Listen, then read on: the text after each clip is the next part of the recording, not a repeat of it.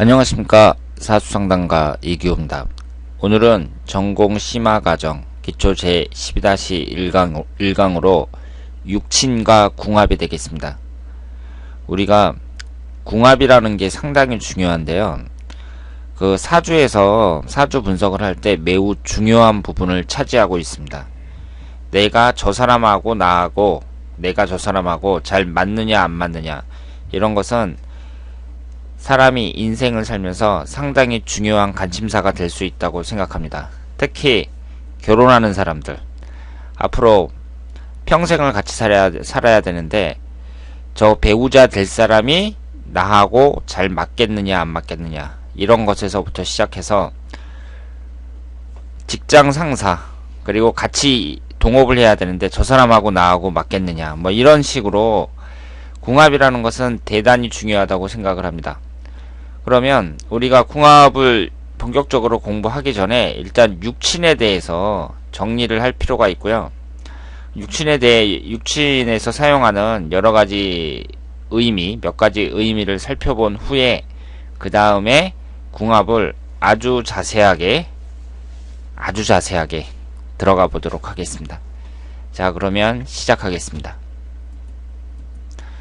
우리가 사주를 공부하면서 육친이라는 말을 많이 사용하잖아요. 육친이라고도 하고 육신이라는 말도 가끔 사용해요.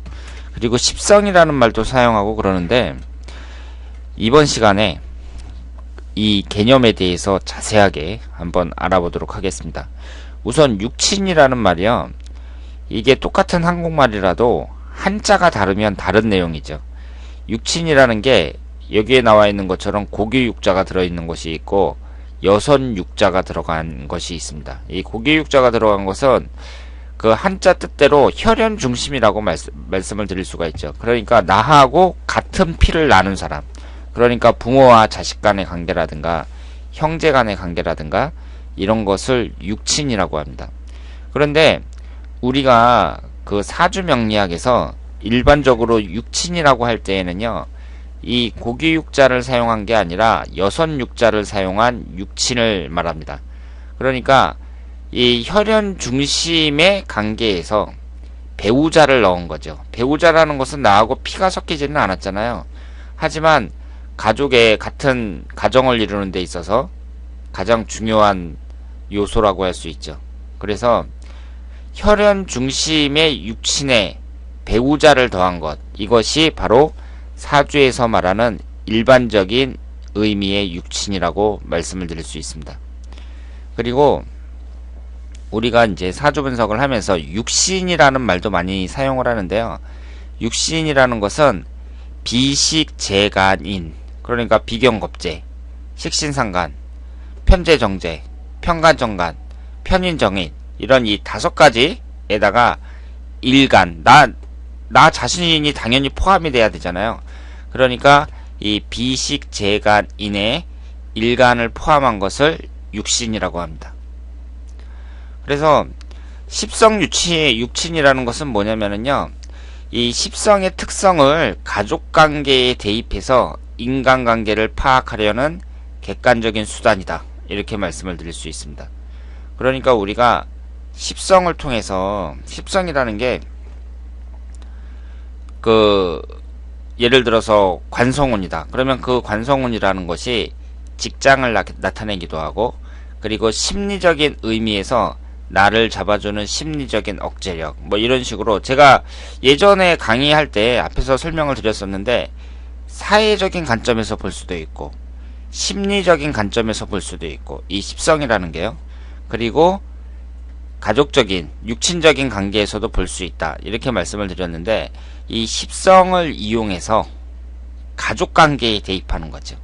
이런 것을 십성육친이라고 합니다. 그래서 어떤 사람의 사주를 딱 보고, 그 사람의 사주에 이제 십성이 나와 있을 테니까 그걸 보고 본인을 중심으로 자식, 부모, 형제 등을 분석할 수 있죠. 그런데 지금 이 사주에서 보시는 것처럼요, 예를 들어서 이분이 기미일주인데 사주에 지금 토기운이 많잖아요. 그러면 이 비경겁재라는 것은 형제자매를 나타낸다고 볼 수 있고, 그리고 이 경금이라는 것은, 금기운이라는 것은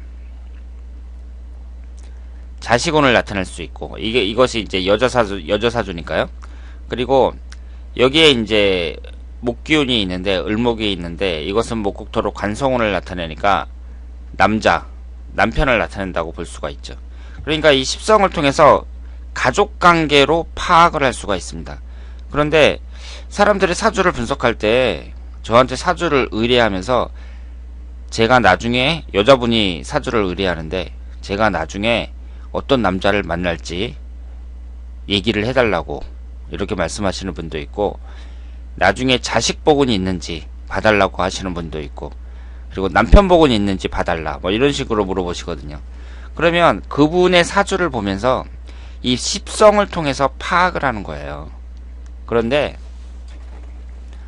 그 사람 사주를 보고 파악하는 것보다는 일단은 당사자를 직접 분석하면 되는 거죠.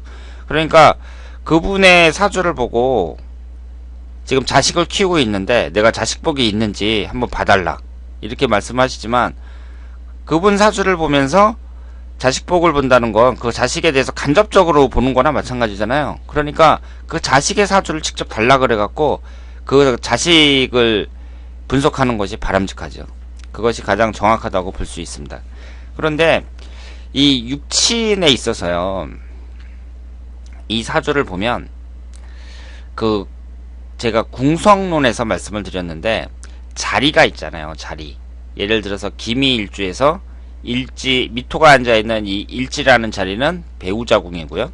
그리고 월지는 어머니궁, 월간은 아버지궁, 그리고 시주는 자식궁, 뭐 이런 식으로 제가 말씀을 드렸잖아요. 그러면 일간을 중심으로 봤을 때 이 오른쪽에 연주하고 월주가 있는 곳은 내 윗사람들을 나타내죠. 이 연주라는 것은 조부모를 나타낸다고 제가 말씀을 드렸으니까, 연주하고 월주는 나보다 높은 사람들이에요. 상위 개념이고, 그리고 이 시주하고 일지를 포함해서 이 시주는 배우자하고 자식을 나타내죠. 그러니까 이 월주나 연주에 비해서 하위 개념이라고 볼 수 있죠. 그러면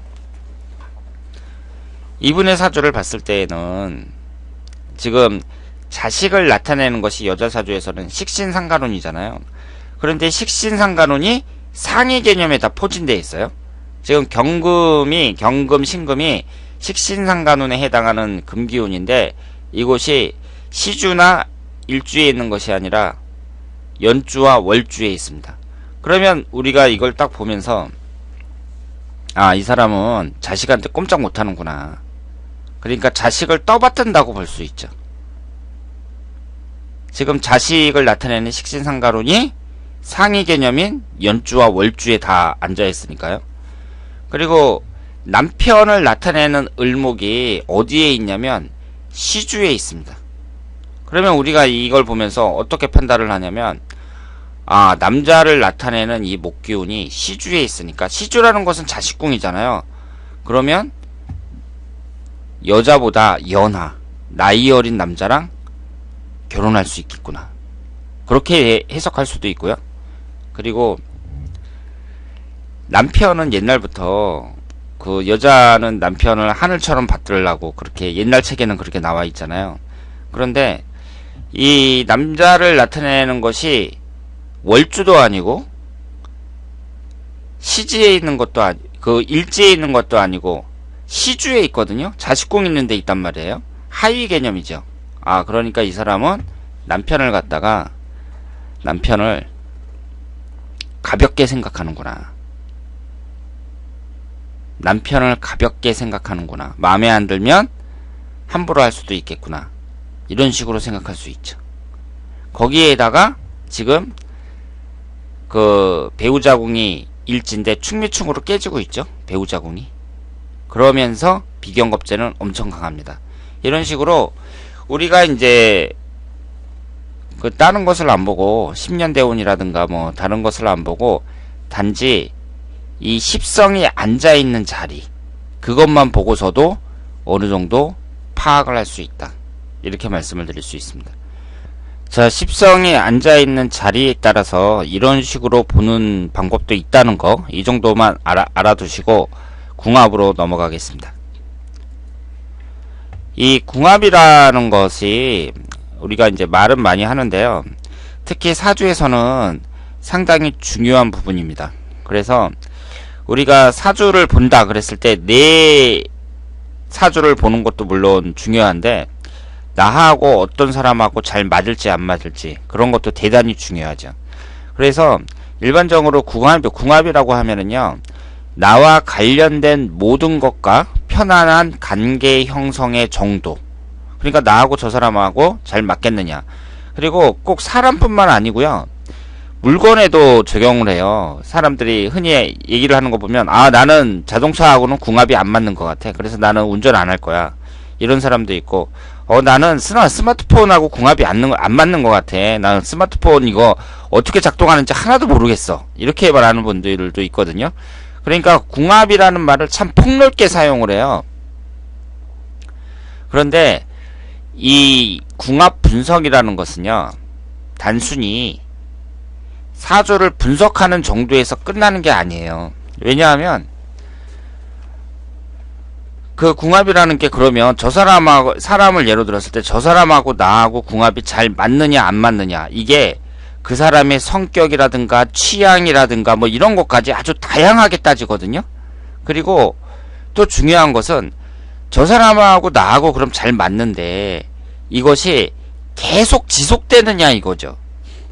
예를 들어서 지금은 잘 맞는데 이것이 죽을 때까지 계속 가느냐, 아니면은 한 10년 정도만 잘 맞는다는 것이냐, 아니면 지금만 잘 맞고 조금만 지나면 뭐 한 달이 지나고 두 달이 지나면 그때는 또 바뀔 수도 있는 것이냐.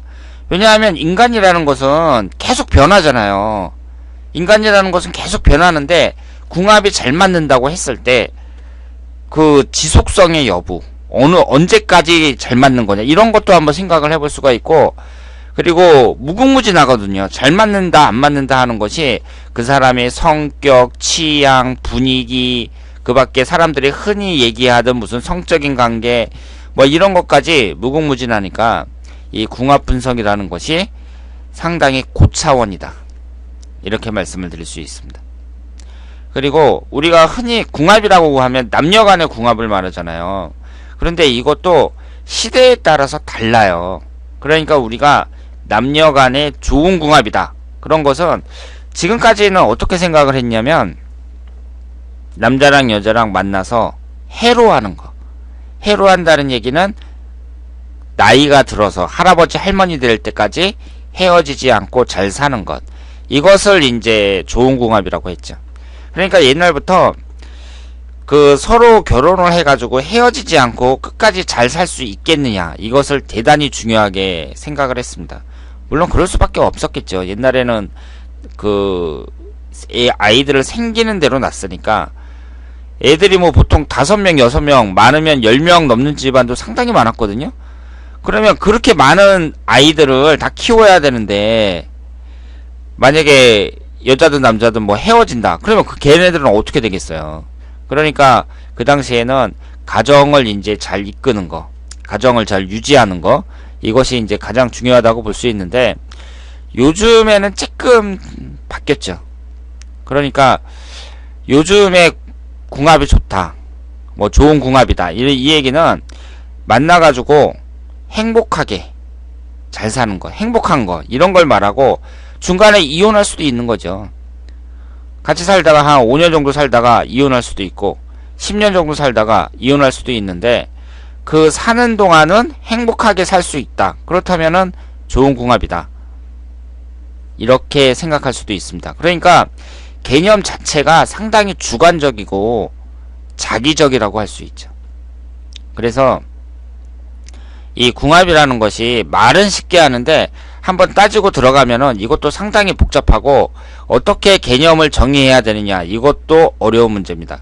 그런데 사람들이 이 궁합이라는 말을 너무 남발하는 것은요, 바람직하지 않다고 봐야 돼요. 그러니까 같은 남자들끼리, 같은 동성끼리 남자가 같은 남자친구한테 쟤하고 나는 궁합이 잘 맞아. 뭐 이런 것도 좀 이상하거든요. 그러니까 궁합이라는 것은 여러 가지 성적인 의미까지 있는데 그 남자친구하고 나하고 잘 맞는다는 것은 그냥 마음이 잘 통한다. 뭐 이런 식으로 생각을 해야지 하는 말마다 전부 궁합을 갖다 붙인다는 거죠. 그리고 유부남이 직장에서 그 미혼 여성 직원한테 아우 저 여직원하고 나는 뭐 궁합이 잘 맞는다. 뭐 이런 말을 하면은 그것도 좀 이상하잖아요. 유부남하고 그 미혼 여성하고 궁합이 잘 맞는다. 이러면 우리가 언뜻 듣기에 그 무슨 성적인 관계까지 포함되는 그런 뉘앙스가 있거든요. 그러니까 사람들이 그 여기저기 물건까지 포함해서 다 궁합이 맞다 안 맞다 이런 궁합이라는 말을 자주 하는데 자꾸 쓰는데 이 궁합이라는 말도 그 너무 남발해서는 안 되고 써야 될 때가 있고 쓰지 말아야 될 때가 있다. 이렇게 말씀을 드릴 수 있습니다. 그리고 그 사주에서 겉궁합과 속궁합이라는 말이 있는데요. 이것이 여러분들도 찾아보시면 아시겠지만 정확한 개념이 없어요. 겉궁합은 뭐고 속궁합은 뭐냐 여기에 대한 정확한 개념이 없습니다. 사람들이 흔히 생각하기를 속궁합은 성적인 관계에 있어서 둘이 잘 맞느냐 이것으로 이제 사람들이 흔히 생각하고 있거든요. 그런데 그렇지 않죠. 그런 것도 포함이 됐다고 볼 수 있는데 제가 볼 때에는 이 겉궁합과 속궁합이라는 것은 말 그대로 겉궁합은 겉으로 표현이 된 거예요. 겉으로 표현이 됐다는 것은 그 사람의 성격이라든가 내가 좋아하는 외모야, 내가 좋아하는 얼굴이야, 뭐 이런 것도 겉궁합이라고 볼 수 있겠죠. 그리고 스펙까지 나는 꼭 대학원 나온 사람만을 원해, 고학력자만을 원해. 그랬을 때 그게 맞으면 그것도 겉궁합에 포함이 된다는 거죠. 그러니까 겉으로 드러나는 모든 것 이런 것을 겉궁합이라고 하고 속궁합이라는 것은 마음 상태, 의지 같은 거. 예를 들어서 두 사람이 사이가 안 좋더라도 아이들을 위해서 이혼은 하지 않겠다는 그런 의지가 있어요. 그거는 똑같아. 그러면 그건 속궁합이 맞는다고 봐야죠. 의지라는 것은 겉으로 드러나지 않잖아요. 그래서 모르는 거거든요. 그런데 마음 그 남녀가 서로 똑같은 생각을 하는 거죠. 우리는 부부라는 것은 사이가 나빠지더라도 이혼을 해서는 안 돼. 왜냐하면 아이들을 위해서. 이런 그 생각이 똑같단 말이에요. 그런 의지가. 그러면 그런 건 속궁합이 같다고 봐야죠. 그러니까 그리고 무슨 분위기 같은 거. 아, 나는 카페 분위기를 좋아해. 나는 막걸리 마시는 그런 고전적인 주막 스타일의 그런 그 스타일의 그 고전적인 스타일을 좋아해. 뭐 이런 식으로 분위기라든가 뭐 이런 것까지 겉으로 드러나지 않는 거 이런 것은 속궁합이라고 볼 수 있죠. 물론 성적인 관계까지 포함할 수 있습니다. 그래서 제가 생각하는 겉궁합과 속궁합은 이런 식으로 겉으로 표현이 되느냐 아니면 표현이 되지 않고 그 사람 마음속에 있느냐 이것이 그 겉궁합과 속궁합의 차이라고 생각을 합니다. 그리고 궁합이라는 것은 두 사람을 맞춰보기 전에 각자의 사주가 어떤 모습을 갖고 있는지가 대단히 중요해요. 그러니까 우리가 궁합을 본다 그러면 두 사람이 잘 맞는지 안 맞는지 맞춰본다 이렇게 생각을 하는데 일단은 각자의 사주를 자세하게 뜯어봐야 됩니다. 각자의 사주를 자세하게 분석해 봐야 돼요. 그리고 그 사람의 일주라든가 대운의 흐름 이런 거에 따라서 변수가 많다고 봐야죠. 예를 들어서 미혼인데 미혼일 경우에 결혼을 하면 이것저것 뜯어보는데요. 나이가 한 50 정도 돼서 각자 실패한 경험이 한 번씩 있어요. 그런 사람들이 만나서 재혼을 한다. 그럴 때 그때도 궁합을 보잖아요.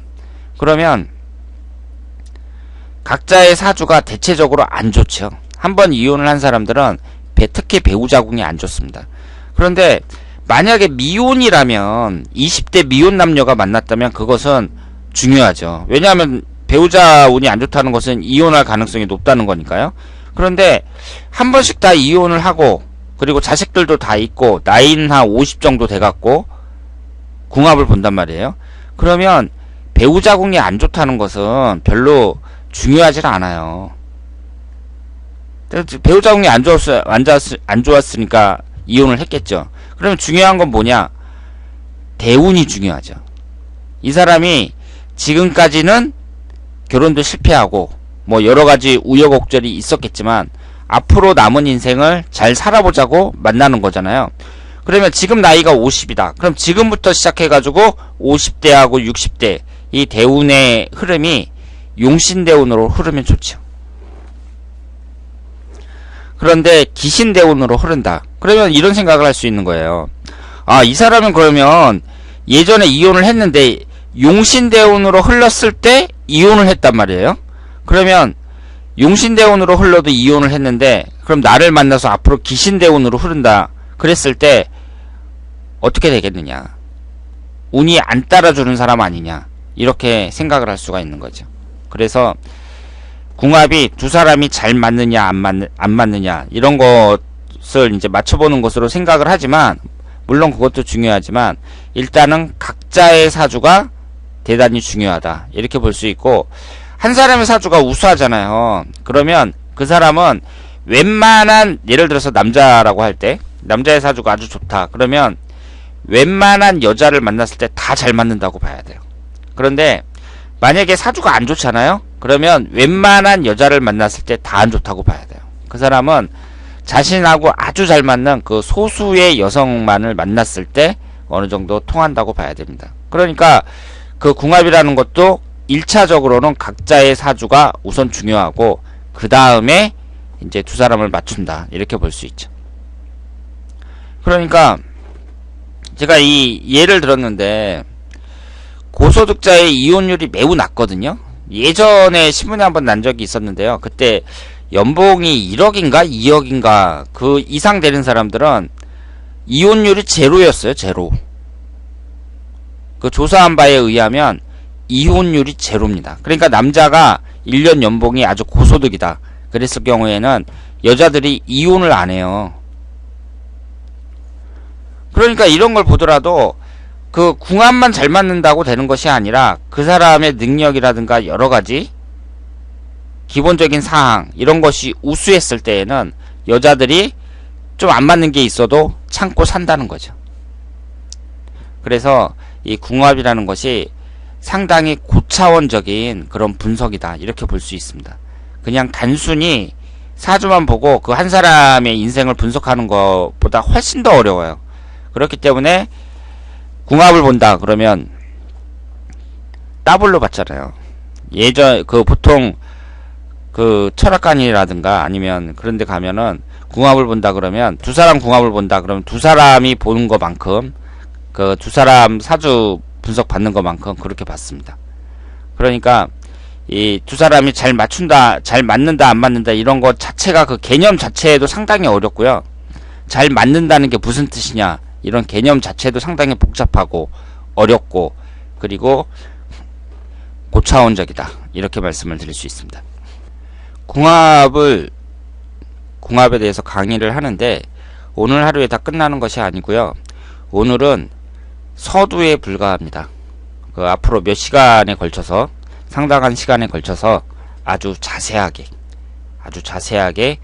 궁합에 대해서 분석을 해보도록 하겠습니다. 공부를 해보도록 하겠습니다. 그러면 이제 첫 번째 시간으로 일간과 육친 궁합에 대해서 알아보도록 하겠습니다. 우리가 이제 흔히 궁합을 분석한다고 할 때 일간하고 일주를 보죠. 일주를 봐갖고 일간하고 일지하고 합이 되면 좋고 뭐 충이 되면 나쁘다 이런 식으로 얘기를 많이 합니다. 그런데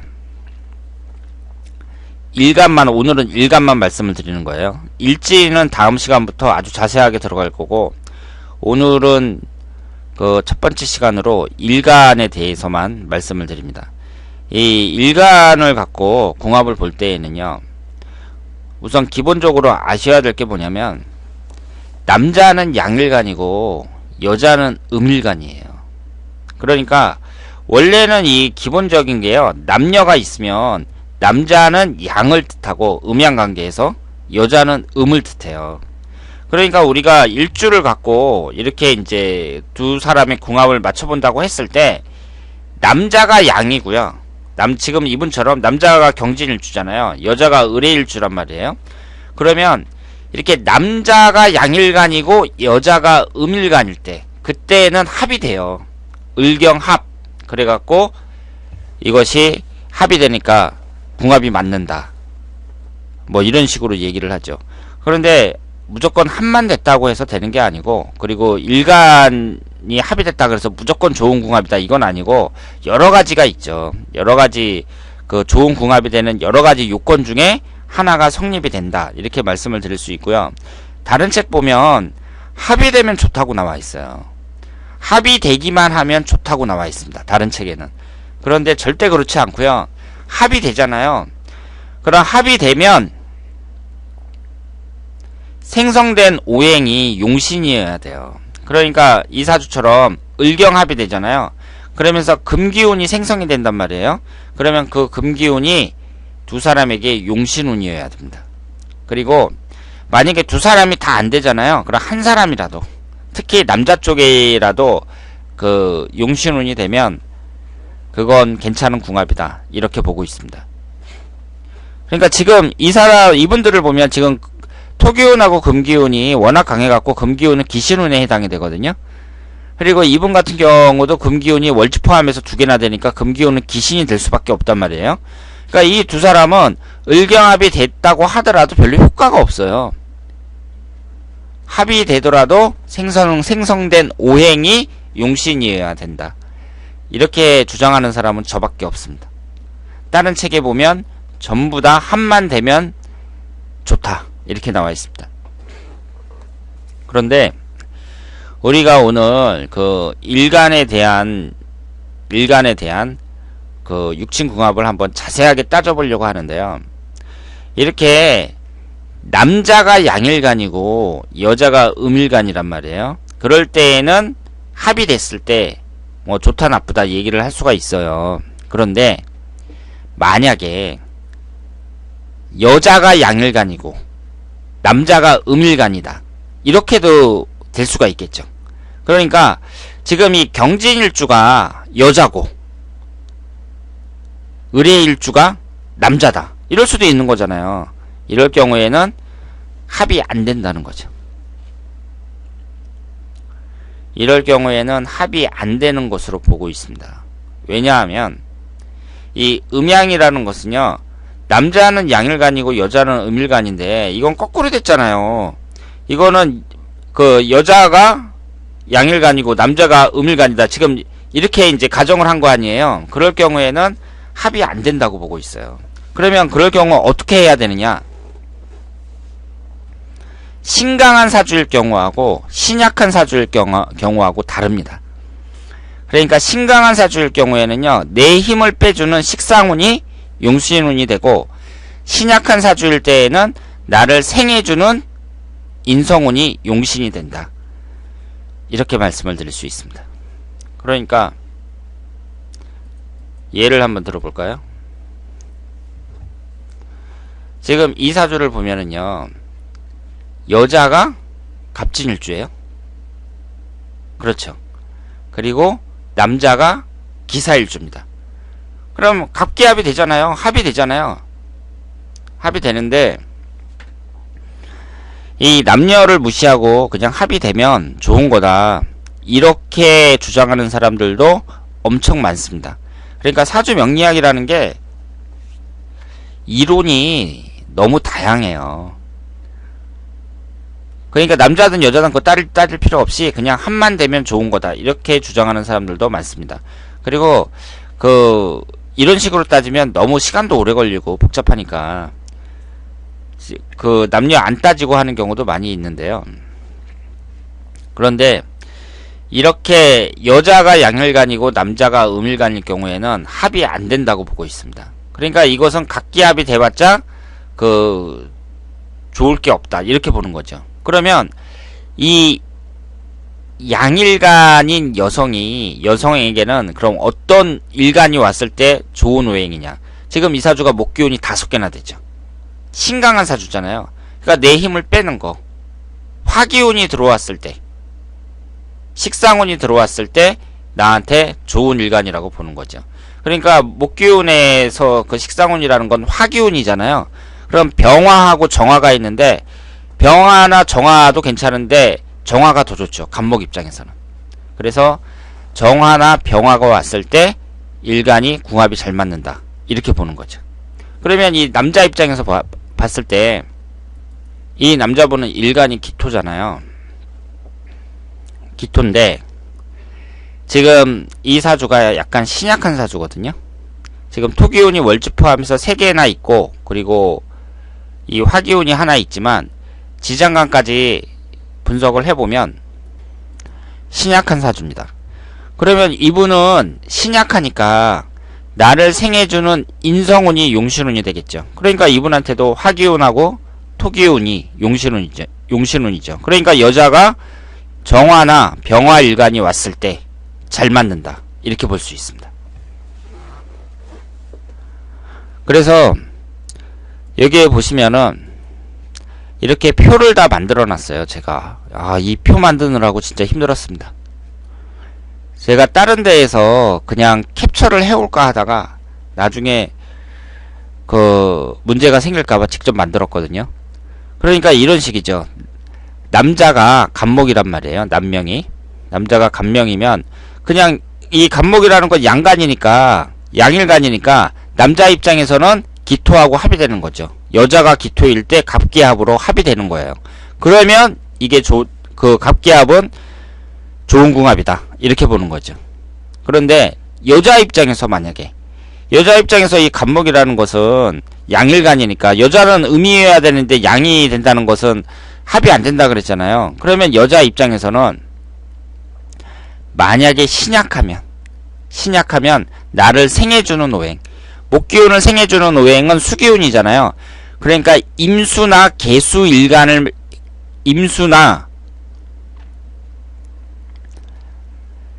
임수나 개수 일간을 갖고 있는 남자가 궁합이 잘 맞는다.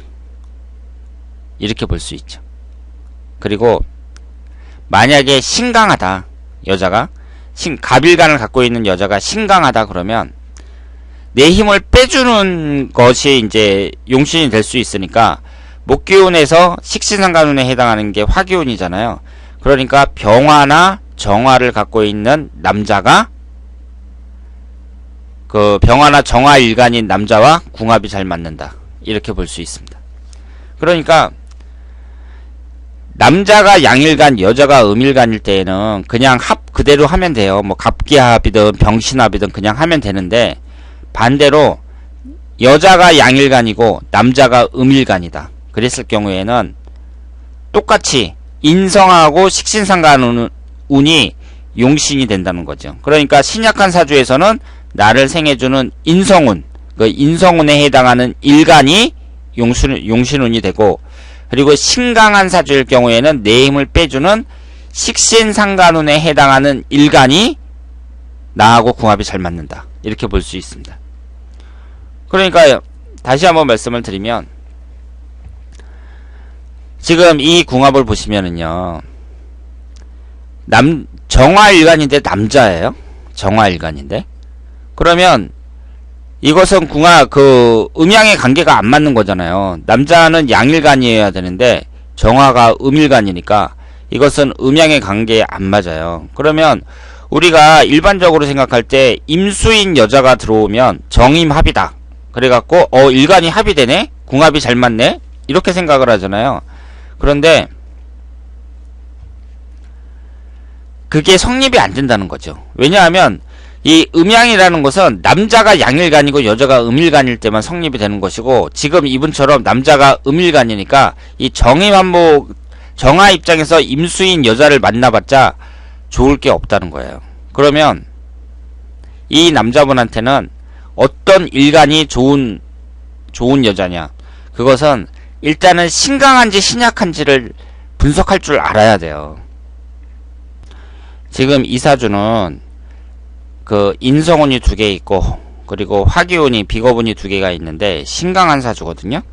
그러면 신강한 사주니까 내 힘을 빼주는 식신상간운에 해당하는 오행. 그러면 화기운에서 식신상간운이면 토기운이잖아요. 그러면 기토나 무토 일간을 갖고 있는 여자와 궁합이 잘 맞는다. 이렇게 볼 수 있죠. 그리고 이 여자분은 지금 일간이 을목이잖아요. 그럼 여자니까 음일간으로 돼 있잖아요. 그러면 이것은 그대로 합을 적용하면 되죠. 그러니까 이분은 을목이니까 경금을 만났을 때 을경합이 되잖아요. 그러니까 경금 일간인 남자를 만났을 때 합이 되니까 경금 일간 남자와 궁합이 잘 맞는다. 물론 합이 돼갖고 생성된 오행이 용신운이어야 되지만 경금 일간인 남자와 잘 맞는다. 이렇게 말씀을 드릴 수 있습니다. 그래서 일간과 육친 궁합에 대해서 알아봤습니다. 쉽지요? 무슨 뜻인지 아시겠죠?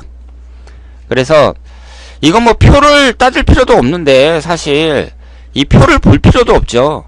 그냥 신약하면 인성운에 해당하는 일간, 그리고 신강하면 식상운에 해당하는 일간, 그 일간을 갖고 있는 사람하고 궁합이 잘 맞는다. 이렇게 생각을 하시면 되겠습니다. 그러니까 이 표는 제가 만들었습니다만은 그렇게 어려운 것이 아니다. 이렇게 말씀을 드릴 수 있겠습니다. 자, 오늘은 육친과 궁합 첫 번째 시간이었고요. 그 육친과 궁합에 대해서 대략적인 의미 정도 알아봤고, 그 일간과 궁합에 대해서 공부를 했습니다. 다음에는 이제 일지와 궁합에 대해서 공부를 하는데요. 일지도 십성에 따라서 아주 자세하게 할 거예요. 그래서 궁합이라는 것이 차지하는 비중이 사주 분석에서 상당히 중요하기 때문에, 상당히 크기 때문에 이 궁합도 아주 뿌리를 뽑을 정도로 그 세세하게 공부를 하도록 하겠습니다. 자, 그러면 다음에 더 좋은 강의로 찾아뵙기를 약속드리면서 오늘은 여기서 마치겠습니다. 대단히 감사합니다.